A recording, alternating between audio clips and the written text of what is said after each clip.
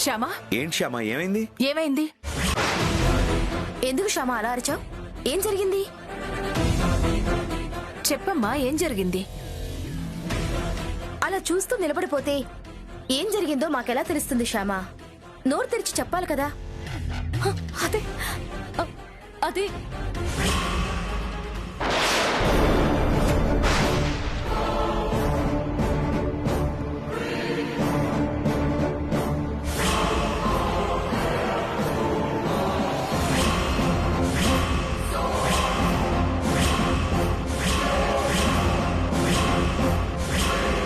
ఇదేంటండి, మన ఇంట్లోకి పాము కుబుసం ఎలా వచ్చింది? అదే నాకు అర్థం కావట్లేదు వసంత. ఉదయాన్నే ఇలా పాము కుబుసం కనపడ్డం అనేది అపశకనమేమీ కాదు కదా? దీనివల్ల ఏ కీడు జరగదు కదా? ఏమో వసంత, దాని గురించి నాకు అంతగా తెలీదు. అడుగుదామంటే సమయానికి మావయ్య గారు కూడా ఊళ్ళో లేరు. ఎందుకు ఇలా జరిగిందో ఏంటో.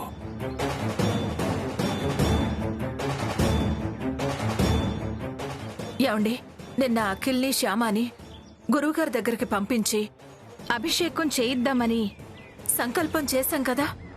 అవును. కానీ వీళ్ళక్కడికి వెళ్ళలేదు.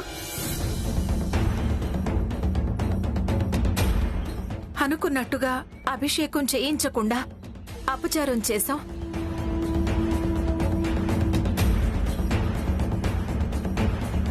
అలా అపచారం చేయడం వల్ల ఇలాంటి అపశకునాలు ఏమైనా ఎదురయ్యాయంటారా? అయ్యుండొచ్చు వసంత. ఎందుకైనా మంచిది, ఒకసారి గురువు గారిని ఇంటికి రమ్మని అడుగుదాం. అడుగుదామండి, అడుగుదాం. ఒక్కసారి గురువుగారు మన ఇంట్లో కాలు పెడితే ఇలాంటి అపశకునాలు ఏమైనా ఉన్నా కూడా అవన్నీ శుభశకునాలుగా మారుతాయి. వెంటనే గురువుగారికి ఫోన్ చేయండి. అలాగే వసంత.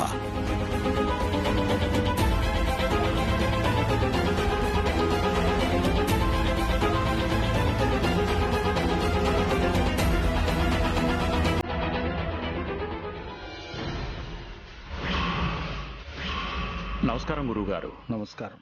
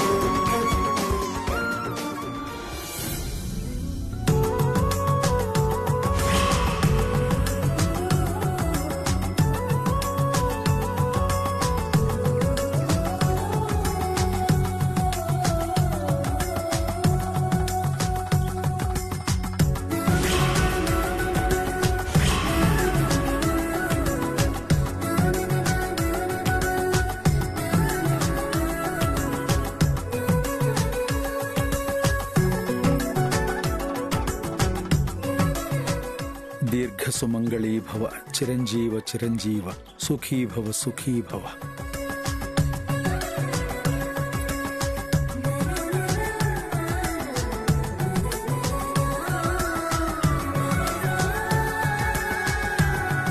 అర్థమైంది. సమస్య ఏంటో నాకు పూర్తిగా అర్థమైంది. జ్యేష్ఠ మాసంలో పౌర్ణమి నాడు ప్రాతకాలంలో ఇంటి ప్రాంగణంలో పాము కుబుసం దర్శనమిస్తే ఆ ఇంటి కనిష్ట సంతానానికి మంచిది కాదు.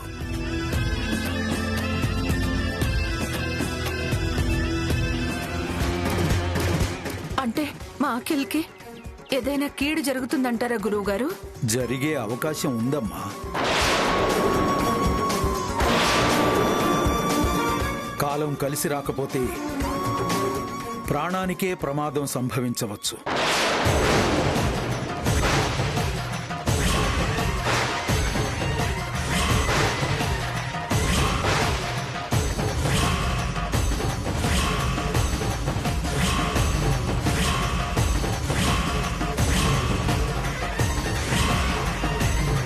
ఒక్కొక్క కుబుస దర్శన ప్రభావం ఆ స్థాయిలో ఉంటుంది.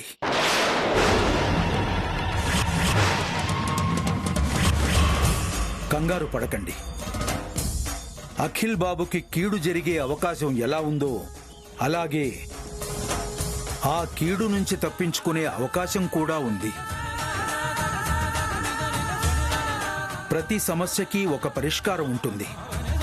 ప్రతి దోషానికి పరిహారము ఉంటుంది.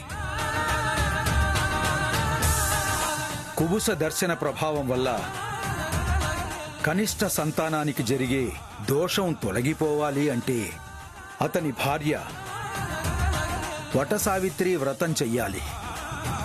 త్రికాలంలో నాగశిలని భక్తి శ్రద్ధలతో పూజించాలి.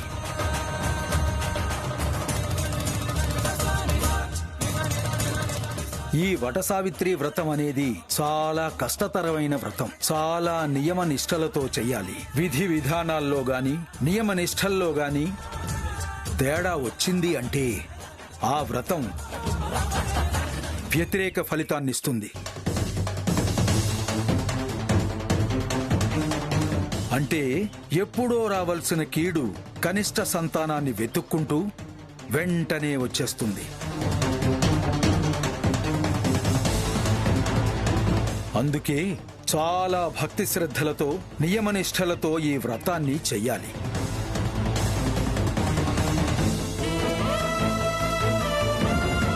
చేస్తాను గురువుగారు.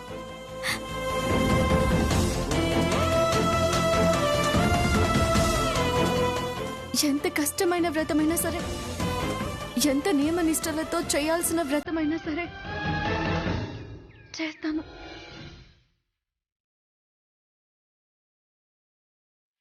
నేను చేస్తాను. ఆయనకి ఏ కీడు జరగకుండా నేను కాపాడుకుంటాను.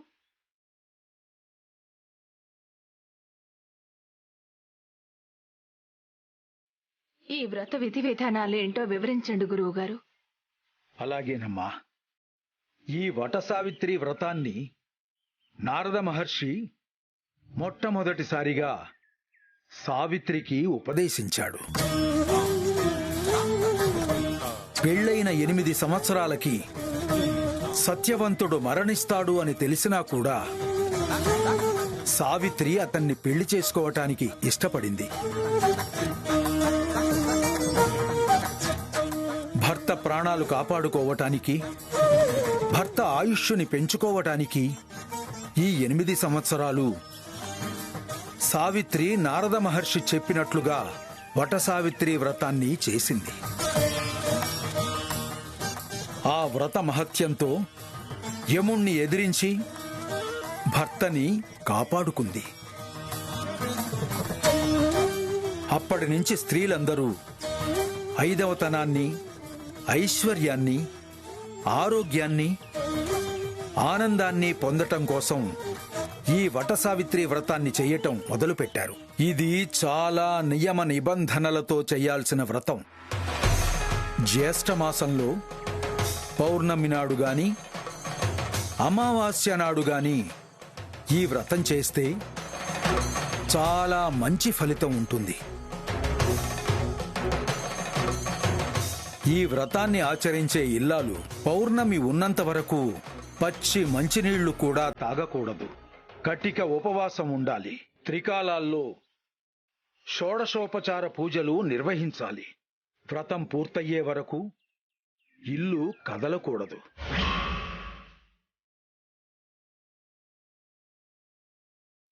ఈ నియమాల్లో ఏ ఒక్కటి తప్పకుండా వ్రతాన్ని పూర్తి చేస్తే కనిష్ట సంతానానికి ఉన్న కీడు పూర్తిగా తొలగిపోతుంది. చేస్తాను గురువుగారు. మీరు చెప్పినట్టు నియమ నిష్టలతో, భక్తి శ్రద్ధలతో ఈ వ్రతాన్ని నేను పూర్తి చేస్తాను.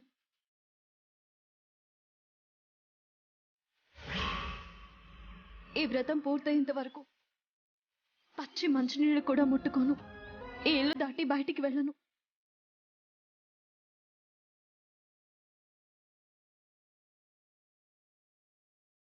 మీరు చెప్పినట్టు షోడశోపచార పూజలన్నీ చేసి నా భర్తని కాపాడుకుంటాను. శుభం.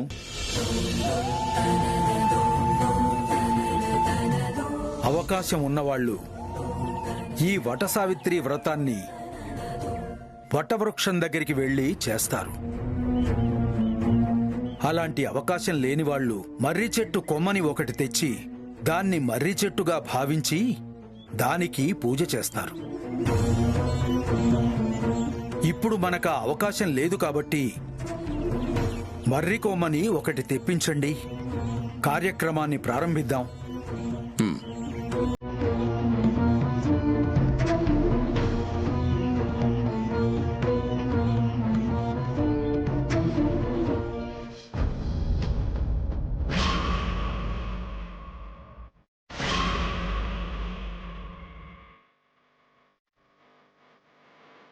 అమ్మా శ్యామ, గురువు గారు.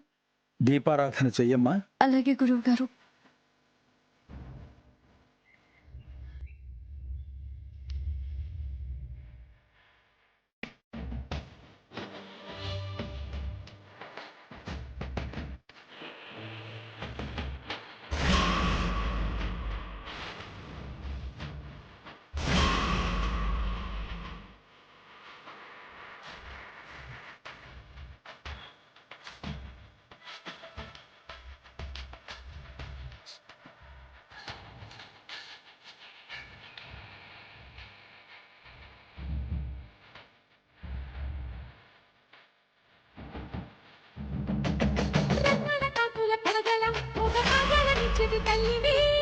మట్టి మట్టి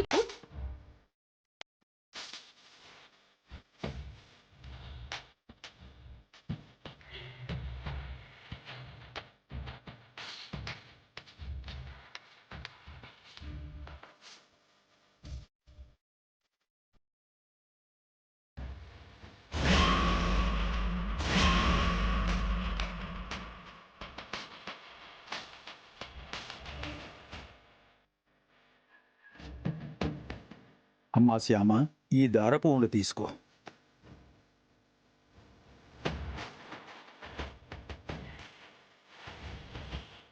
నేను చెప్పిన మంత్రాన్ని జపిస్తూ ఈ దారాన్ని కొమ్మ చుట్టూ చుడుతూ ప్రదక్షిణాలు చెయ్యమ్మా. అలాగే గురువు గారు. నమో వైవస్వతాయ. నమో వైవస్వతాయ. ఈ మంత్రాన్ని జపిస్తూ ప్రదక్షిణాలు చెయ్యమ్మా.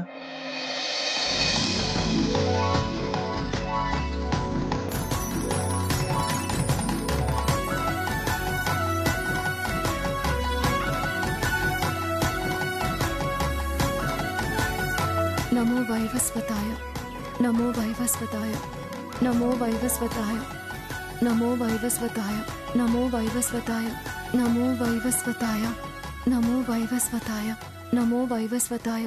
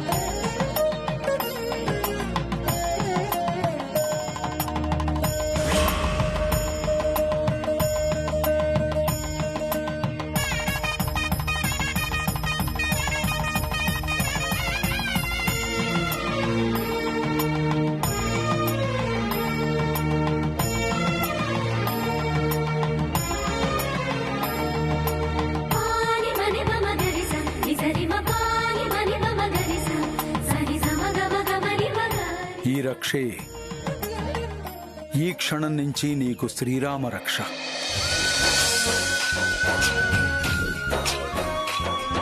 దీర్ఘాయుష్మాన్ భవ.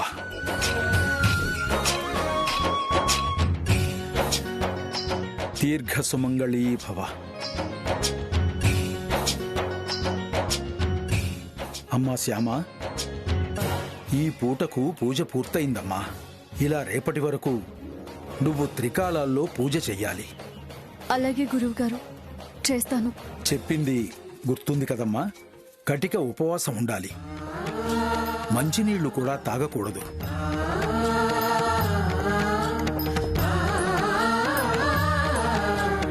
ఇల్లు దాటి బయటికి వెళ్ళకూడదు. త్రికాల పూజకి ఏ ఆటంకమూ కలగకూడదు. అలాగే గురువుగారు, మీరు చెప్పినట్టే చేస్తాను. శుభం.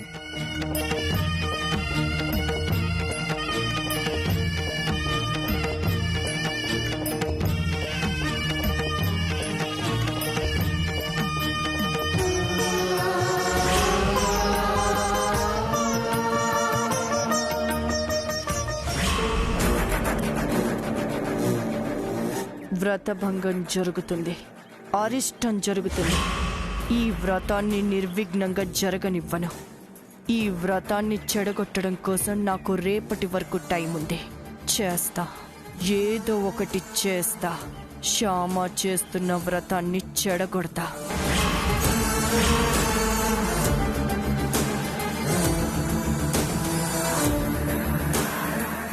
ఏంటి ఐశ్వర్య, అంత సీరియస్ గా ఆలోచిస్తున్నా? దేని గురించి? శ్యామ గురించక్క. శ్యామ గురించా? అవునక్క. పాపం శ్యామాని అంత కష్టమైన వ్రతం చేయమని చెప్పారు కదా గురువుగారు. శ్యామ అంత నిష్టగా ఆ వ్రతాన్ని చేయగలుగుతుందా? అదే ఆలోచిస్తున్నానక్క. వ్రతభంగం జరిగితే శ్యామ పరిస్థితి ఏంటా అని ఆలోచిస్తున్నాను. అలా ఆలోచించాల్సిన అవసరం లేదు ఐశ్వర్య. ఎట్టి పరిస్థితుల్లో వ్రతభంగం జరగదు, నిర్విఘ్నంగా జరుగుతుంది. నియమనిష్టలతో పూజ చేసే విషయంలో శ్యామ తర్వాతే ఎవరైనా. ఎంత కష్టమైనా సరే నిష్టగా ఉంటుంది. నియమాల్ని అనుసరించి ఆ వ్రతాన్ని పూర్తి చేస్తుంది. అంతేనంటావాక? ఖచ్చితంగా అంతే అంటాను. శ్యామ సంగతి నాకు తెలుసు కదా. అలా అయితే పర్లేదక్క. ఈ వ్రతం ఏమవుతుందో ఏంటో అని ఇందాకటి నుంచి చాలా టెన్షన్ పడుతూ ఉన్నాను. ఇప్పుడు నాకు నిశ్చింతగా ఉంది. జరగనివ్వను. ఈ వ్రతాన్ని నిర్విఘ్నంగా జరగనివ్వను. ఈ వ్రతాన్ని చెడగొట్టడం కోసం నాకు రేపటి వరకు టైం ఉంది. ఏదో ఒకటి చేస్తాను. శ్యామ చేస్తున్న ఆ వ్రతాన్ని చెడగొడతాను.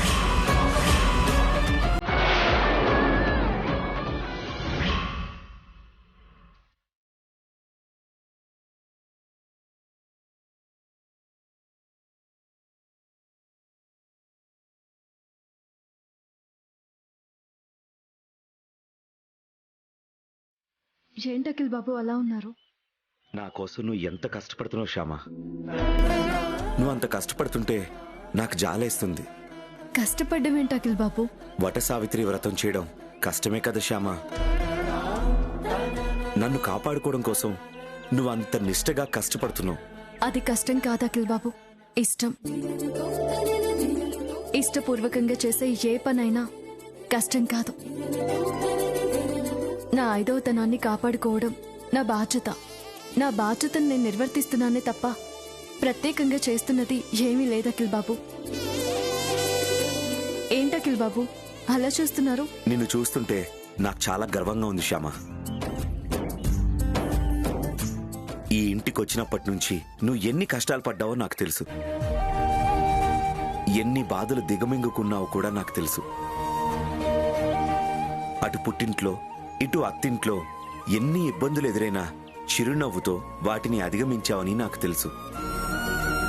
అందరి అవసరాలు తీరుస్తూ అందరికీ తలలో నాలుకలా మారిపోయావు. Great, really your great. అది నా గొప్పతనం కాదు అఖిల్ బాబు.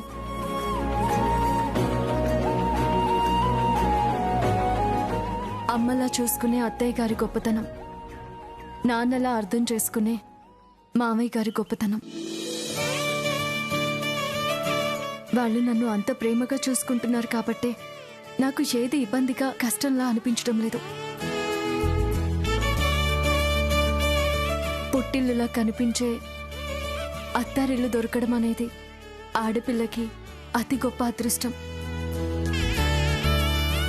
ఆ విషయంలో నేను చాలా అదృష్టవంతురాలు అఖిల్ బాబు. అదృష్టం నీ ఒక్కదాందే కాదు, నీలాంటి భార్య దొరికినందుకు నేను అదృష్టవంతుడిని. నీలాంటి కోడలు దొరికినందుకు మా మమ్మీ డాడీ కూడా అదృష్టవంతులే. మీది అదృష్టమో దురదృష్టమో కాసేపట్లో తేలిపోతుంది. అఖిల్ బాబు, గురువు గారు త్రికాల పూజలు చేయాలని చెప్పారు కదా, మాధ్యాహ్నిక పూజకి వేళయింది. మాధ్యాహ్నిక పూజ జరగనివ్వను. నేను వెళ్ళి ఆ పూజకి ఏర్పాటు చేసుకుంటాను అఖిల్ బాబు. అలాగే శ్యామ. శ్యామ లాంటి గొప్ప భార్య దొరకడం నా అదృష్టం.